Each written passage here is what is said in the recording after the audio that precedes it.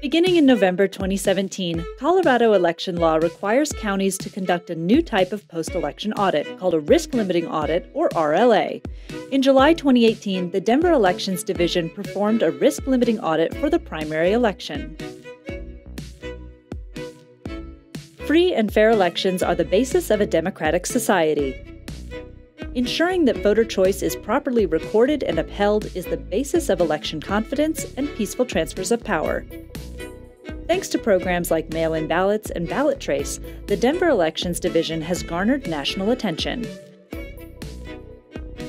Idaho, Washington, Wisconsin, Virginia, West Virginia, state of California. Thank you for joining us here today for the second risk-limiting audit. We're excited to have you here. Risk-limiting audits are another cutting-edge tool making your elections better, easier, faster, and more secure.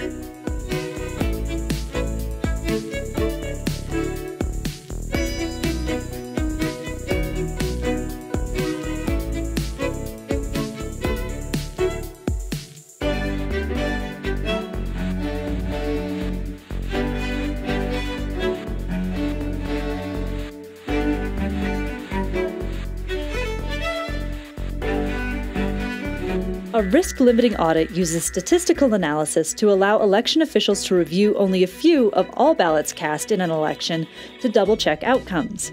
Risk-limiting audits are now required by the Secretary of State for Colorado elections. These audits use a random number seed and a computer algorithm to select specific random ballots to check against tabulation software results. The benefit of a risk-limiting audit is that only a tiny fraction of ballots must be checked to ensure strong statistical confidence in election outcomes. So only a tiny fraction of work and time compared to traditional methods of a full hand recount of ballots. At Denver Elections Division, the work that makes an audit possible starts with tracking. Selection of random ballots is very important. By selecting random ballots, there is a lower chance that a specific voting precinct or even any specific group of votes will be overrepresented in the audit.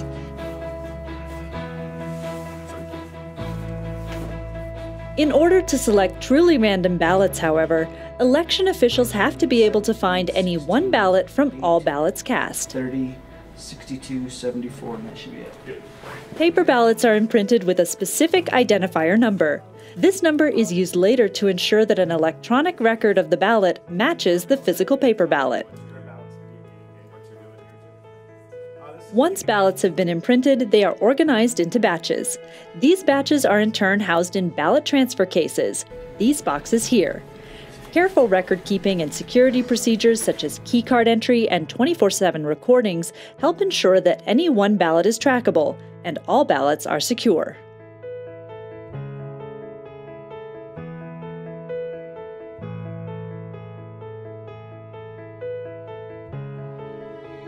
The ballots from each batch are then scanned through vote tabulation scanners. For the 2018 primary election, Denver Elections Division scanned 146,401 ballots on 12 tabulation scanners. So we have just a short demonstration for everybody today. Basically, we've left one batch uncounted, so you guys can kind of see the process of scanning into one batch. It's pretty simple. Typically, the workers would get the boxes off the shelf, bring it over to their station, open it up, break the seal, and then pull out the ballot batch. They would make note of the system will tell them what ballot batch number we're on. They would indicate that on the batch folder so that it can be tracked all the way through the system. Remove the ballots, place them in the scanner. Scan.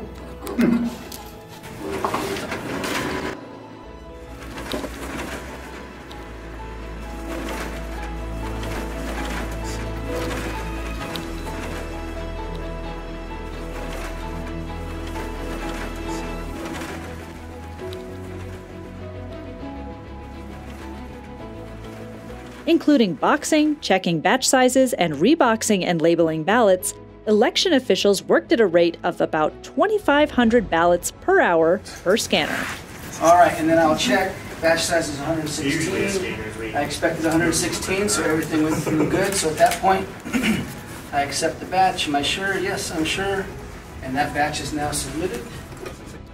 Most of the time, tabulation scanners can read voter marks to determine votes cast. Sometimes, improperly filled out ballots must be adjudicated, a process in which election workers review ballots and judge voter intention. Elections officials set the requirements for adjudication based on a percentage of the filled vote circle. For this election, officials instructed the software to flag ballots with 3 to 35% of a vote circle filled. This range means officials don't waste time on completely blank votes, but do judge smaller marks or partially filled out votes. This is adjudication, so this is the first ballot that was queued into the system. To that, so that's a mark, and they're deciding that yes, that is a mark that can be counted as a vote, and so he is marking, he's checking it, right?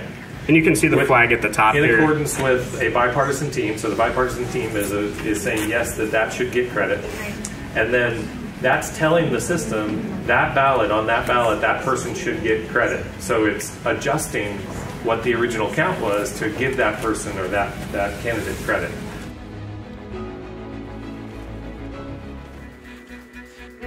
Once the scanners have tabulated ballots and all questionable ballots have been adjudicated, election officials export the cast vote record. This is an electronic report of the final vote tallies. Before the cast vote record is sent to the Colorado Secretary of State, it is hashed. Hashing is a cryptographic method of ensuring that transmitted information remains secure by representing large amounts of data as much smaller numeric values. Users select a specific key. When complex information like the cast vote record is interpreted by the specific key, it results in a hash, a long string of letters and numbers specific to that particular data. The receiving party interprets the transmitted cast vote record with the same key and checks to make sure the hashes match. Even small changes in the information to be hashed results in a different hash value, so checking hash values from the original file and the received file ensures that the received results match the cast vote record created by Denver Elections.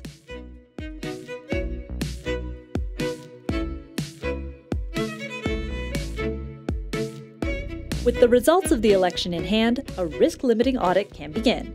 The risk limit set ahead of time by the Secretary of State is the risk that a wrong outcome, like the wrong person being declared a winner, would not trigger a full hand recount. So a 5% risk limit would mean that 95% of the time in which a wrong winner was declared, the audit would catch the mistake and trigger a full hand recount. Several factors affect how many ballots must be checked in the audit to achieve that 95% risk limit, from how many ballots were cast to the margin of victory in any one race. Loras County Clerk and Recorder Republican. Yep. Douglas Governor Dem. Yep.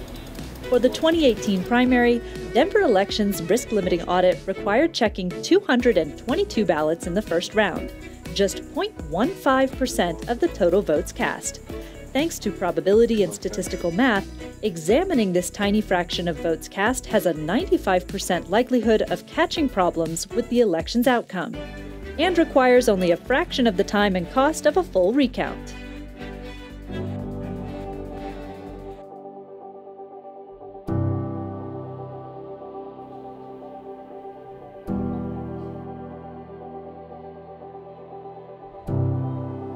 The purpose for all of this is so that voters can have trust. So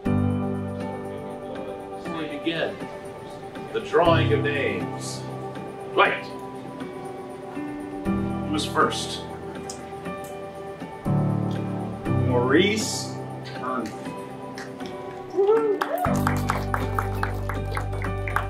It's a very complicated process, Maurice.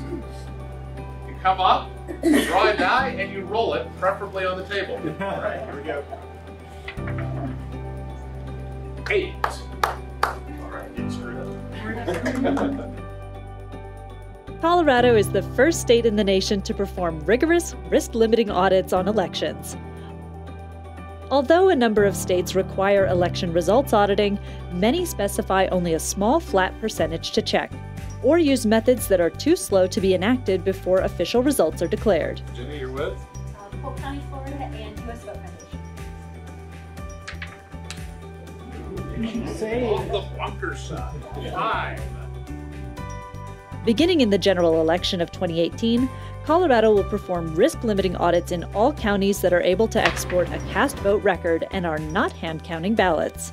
59 out of 64 counties in the state. Under Monterey County elections.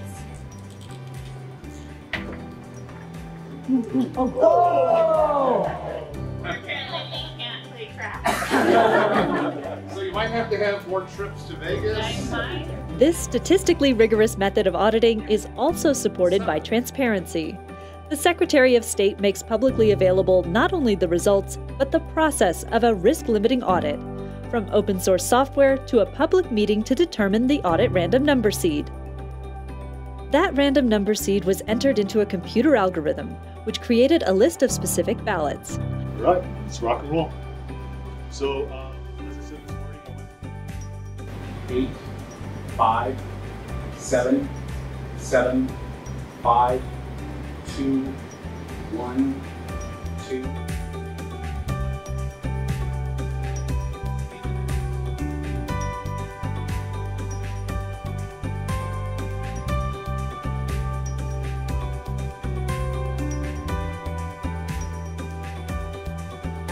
Under Election Rule 25.2.2, Colorado's Secretary of State must publish audit random number seeds, allowing outside observers and interested members of the public to check the seed and the location of selected ballots through the open source software. So it's all available for you to see and verify. And that's really the whole purpose of this, is so that people can have confidence their vote was counted, it was counted correctly.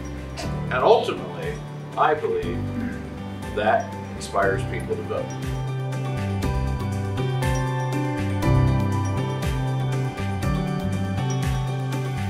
With the list of randomly selected ballots, Denver Elections Division gets to work.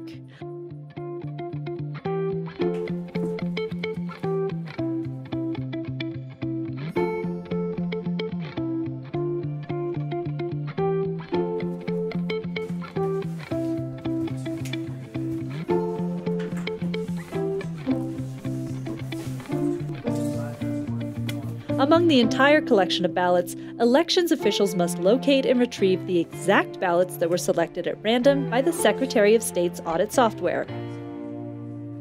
The Elections Division's earlier record-keeping work makes this possible, but still requires locating and pulling many ballot transfer cases to find the 222 ballots needed for the first round of the audit.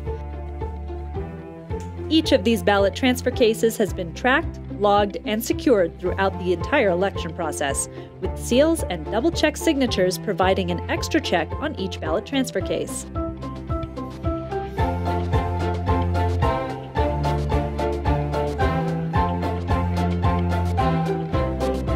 The required number of ballots pulled for an audit is based on the risk limit set, the total number of votes, and the margin of victory. Smaller margins of victory require more, sometimes many more votes to check. The margin of victory is the difference in quantity of votes for one side versus the other. Comparing two groups of anything, whether it's money, apples, or votes, is pretty easy to do if you have a large quantity in one group and a much smaller quantity in the other. Even if you make a couple of mistakes counting, the big difference means you can still be very confident that the big group is bigger. If your two groups are closer to the same size, there is less difference between them. It requires more investigation to know which group is actually larger.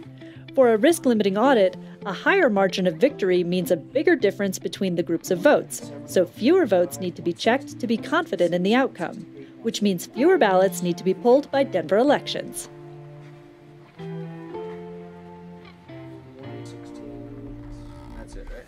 In addition to finding the ballots, elections officials print the previously saved image file of each selected ballot onto goldenrod sheets to act as placeholders in the batches.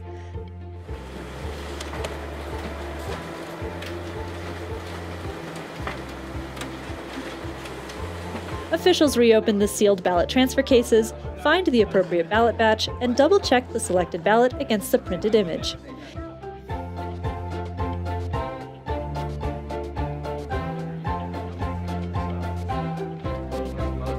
If the imprinted number matches, officials know they have properly tracked the correct ballot.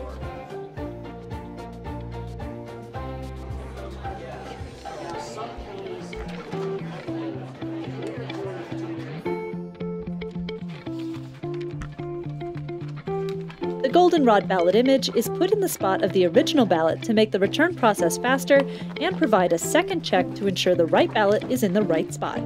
If a second round of auditing is required, the goldenrod shows the audit board that the ballot it represents was pulled for a prior round.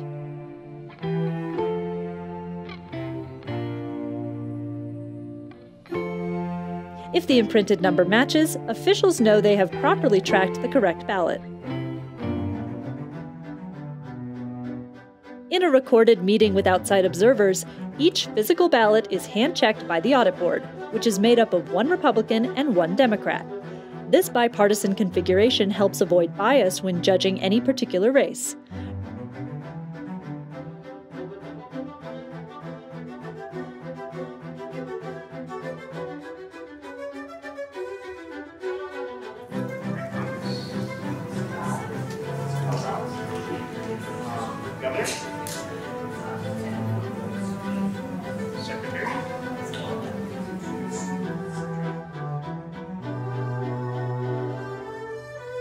For each ballot and each actual vote, a board member must decide the voter's intention. The audit board judges only the original ballot in order to ensure that the original voter marks are being judged. If there is a consensus between the board members on the vote, that vote is entered into the risk-limiting audit software. If the board can't agree, no consensus is selected in the software, which may count against the risk limit of the audit. The audit software checks the board members' review decisions against the cast vote record from the tabulation scanners and any earlier adjudication. If the votes entered into the software are the same as the votes recorded by the tabulation scanners, the audit will be successful. In the case of discrepancies, the audit software checks how the new information would have changed the race outcome. If the audit board's vote interpretation increases the margin of victory, the math underlying a risk-limiting audit will likely not trigger further investigation. This is because the outcome will still be correct. If it lowers the margin of victory, the audit might require a second round of ballots to be checked. For example, let's say candidate A ran against candidate B for local office. The original election results were that candidate A received 55 votes and candidate B received 45 votes. During the risk-limiting audit, the audit board finds a ballot that was counted toward candidate B's total, but they judge should properly have been counted toward candidate A. That changes candidate A's margin of victory, but it doesn't change the election outcome. If the audit board found the opposite case, that a vote counted for candidate A should have gone to candidate B, that indicates a different margin of victory. In this case, although the election outcome remains the same, the margin of victory has narrowed, which means the audit might require reviewing more ballots to achieve the same level of statistical confidence in the outcome, especially if any other discrepancies occur. The statistical math of a risk-limiting audit is much more complex than this simplified example. Depending on the total number of votes cast and the margin of victory, discrepancies between the audit board's judgments and the official cast vote record might require pulling a much larger number of ballots than in the first round. Further discrepancies could require a third round of auditing, and so on, up to and including a full hand recount of every ballot. Audit board members judge each ballot separately based on the original marks made by voters. By judging the original ballots rather than the stored digital image files or the goldenrod printed images, the audit board avoids judging any digital artifacting or other problems that potentially could have occurred in a machine tabulation system. Using the actual ballot allows the board to judge voter intent without any interference or influence. After the first round of the 2018 primary election audit, Denver's Elections Division recorded 0 discrepancies between the audit board's reporting and the original cast vote record, a perfect score.